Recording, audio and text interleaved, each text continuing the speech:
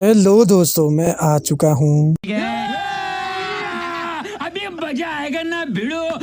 तो इस एपिसोड की शुरुआत में हमें दिखाया जाता है कि अंडरवर्ल्ड के कंट्रोलर नीली के ऊपर एक सोल मैजिकल सील लगा रहे हैं। उस सोल मैजिकल सील को लगा के होने के बाद वो उन लोगों से कहता है कि तुम अब सब मेरे स्टूडेंट्स हो और मैं तुम्हारा मास्टर हूँ, इसलिए आपसे तुम लोग मुझे मास्टर कह के पुकारोगे।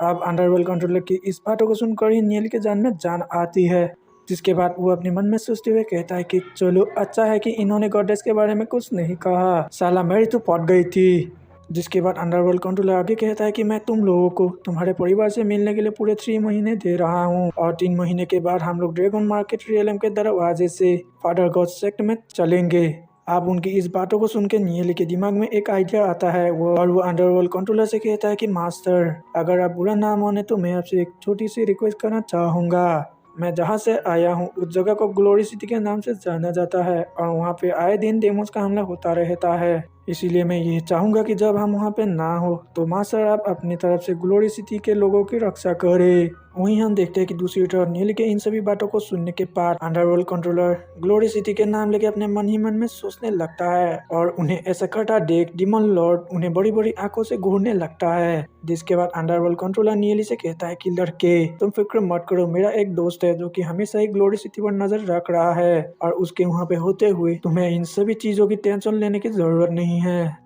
अब उनकी बातों को सुनकर नीली को थोड़ी सी राहत मिलता है, साथ ही साथ उसके दिमाग में ये सवाल भी आने लगता है कि आखिर इनका कौन सा दोस्त है जो कि खुद ग्लोरी सिटी को प्रोटेक्ट कर रहा है। नीली ये सब कुछ सोच ही रहा था कि तभी अंडरवर्ल्ड कंट्रोलर उन सभी लोगों को वहां से टेलीपोर्ट कर देते हैं और टेलीपोर्ट होने के बाद में वो लोग दोबारा से उसी जगह पर पहुंच जाते हैं जहाँ से उन लोगों ने अपनी सफर की शुरुआत की थी। आप वहाँ पे पहुंचने के बाद नीली के दोस्त उससे पूछते हुए कहते हैं कि नीली, क्या हम लोग ग्लोरी सिटी में वापस जा रहे हैं या फिर तुम्हारे पास कोई दूसरा प्लान है। अब उनकी ये बात सुनकर नीली मुस्कुराते हुए उन सभी से कहता है कि हम लोग ग्लोरी सिटी वालों से मिलने के लिए जाएंगे, लेकिन उससे पहले हम लोग एक दूसरी जगह पर जाएंगे और उस जगह का नाम है डिजर्ट रिंग। जिसके बाद सीन चेंज होता है और हमें उसी डिजर्ट का सीन दिखाया जाता है और वहाँ पे हम देखते हैं कि उसी डिजर्ट पर पहुँचते ही नीली को अपनी पिछली लाइफ से जुड़ी हुई कुछ बुरी यादें याद आने लगती है और उन्हीं यादों की वजह से नीली के पसीने छूट जाते हैं। अब आगे फिर हमें नीली के उन्हीं बुरी यादों को दिखाया जाता है जहां हम देखते हैं कि जब नीली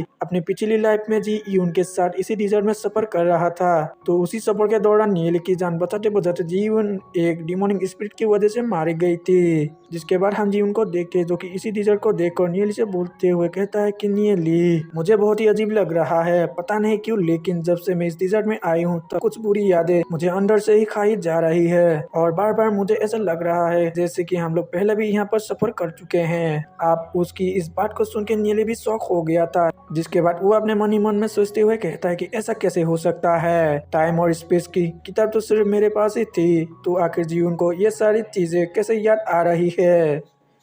और दोस्तों इसके सारे एपिसोड होता है।